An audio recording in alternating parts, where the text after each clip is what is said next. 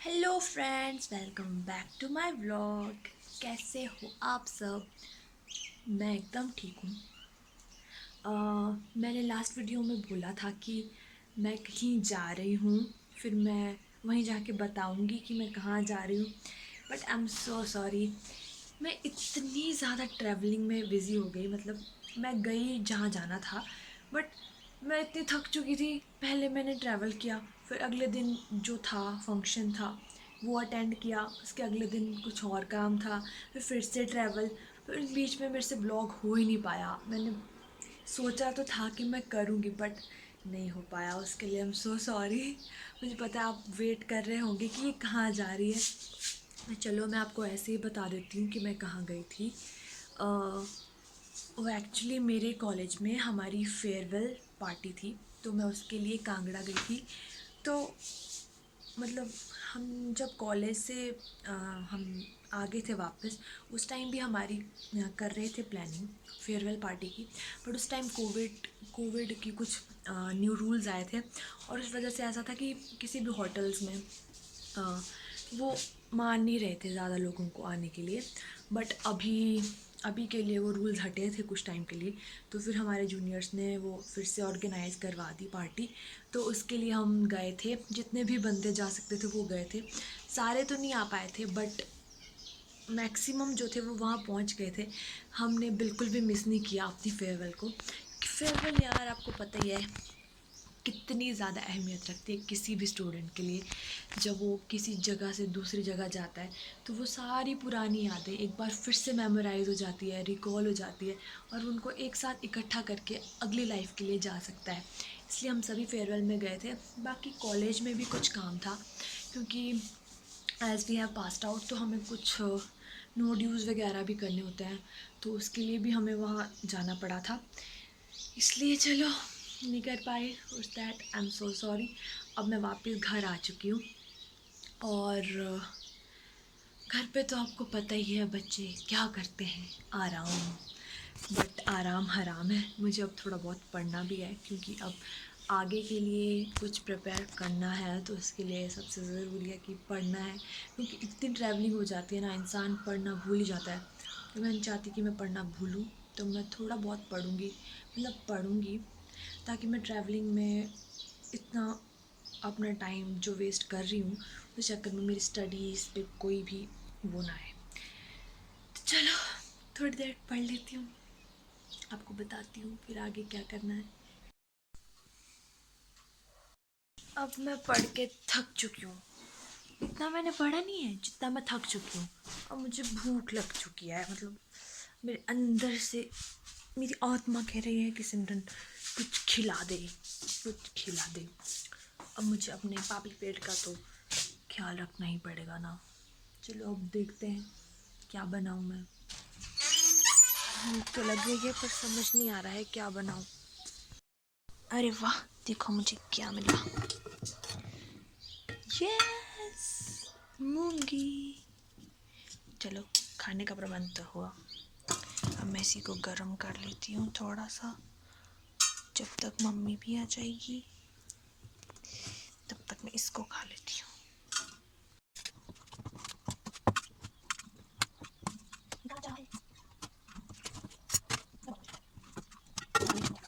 चलो फिर इसको गर्म कर लेते हैं हम। इंडक्शन खराब हो चुका है।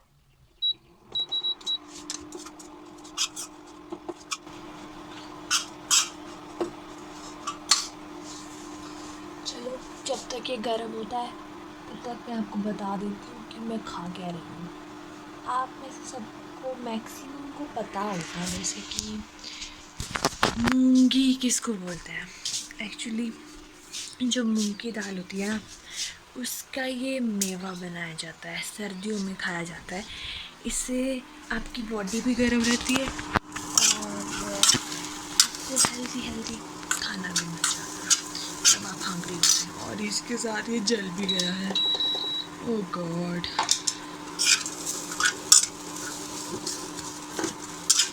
पर हमें इसको सर्दियाँ ख़त्म होने से पहले के लिए ख़त्म करना पड़ेगा, क्योंकि अगर हम इसको गर्मियों में खाते हैं तो आपको पता ही है क्या होगा। और ये जल चुका है।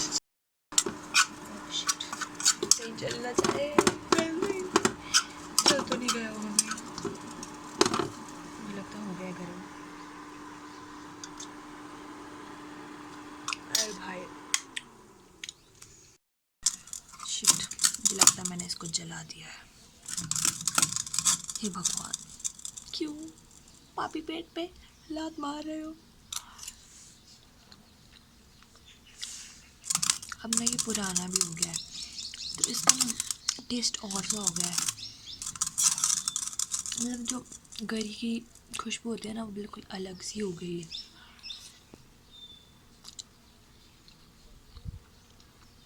कहीं खराबी तो नहीं हो गया है? भगवान बचाना मुझे।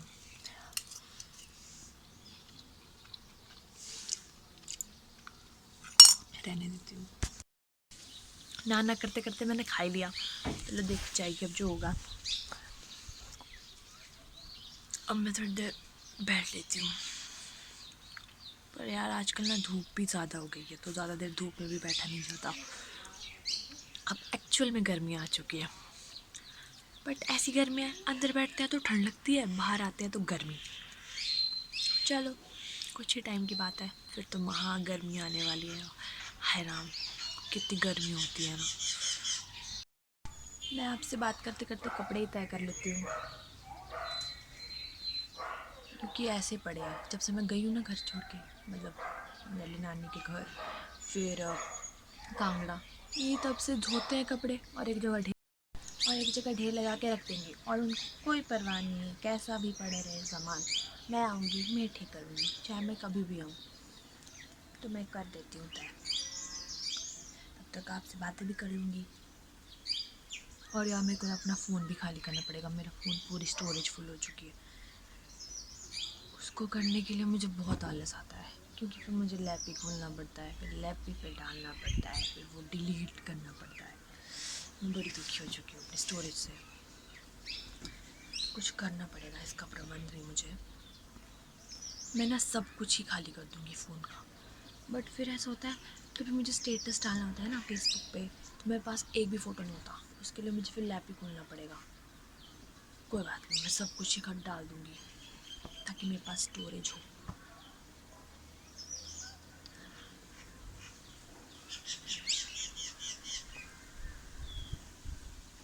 आज बहुत हिम्मत करके मैंने अपना लैपी खोल लिया है। आज मैं बिल्कुल फ़ोन खाली कर दूँगी ताकि मुझे स्टोरेज बिल्कुल टेंशन ना रहे। और ये देखो, माता जी खेत से वापस आ चुके हैं और आते ही फ़ोन चलाने लग गए हैं और मुझे बोल दिया है खाने के लिए बना दो। मुझे खुद भूख लग रही थी तो मैं क्या बनाती, फिर मम्मी ने बनाई है। क्या बताऊँ मैं आपको क्या बनाया है, मैं बताती हूँ। ये देखो, ये बनाया मम्मी ने। इसको हम बोलते हैं फेगड़ी, कुछ लोग इसको ब्रूनी भी बोलते हैं। सरकाकांड में बोलते हैं इसको ब्रूणी और मंडी में बोलते हैं इसको फेगड़ी। ये अच्छा। जो दाल होता है ना फेगड़े का, एक फेगड़े भी होते हैं, उसको पक्के पक्के होते हैं, उसको खाते भी हैं। वो अगले महीने पकेंगे। पकेंगे तो तब ना जब उनको हम छोड़ेंगे, नहीं, सब्जी वो खा अलग लेंगे। चीज, वो अलग होते हैं पकड़े वाले। पेड़ वही होता है, वो अलग होते हैं, उनको फेगड़े बोलते पर हैं। ये बहुत टेस्टी होता है, ये मज़ा आ जाता है इसकी सब्जी खाने का। आप भी ट्राई करें। चलो फिर आज के लिए इतना ही, फिर मैं आपसे कल मिलती हूँ अगली वीडियो के साथ। तब तक के लिए अपना ध्यान रखें और लाइक करें, सब्सक्राइब करें और शेयर भी करें। Thank you, bye.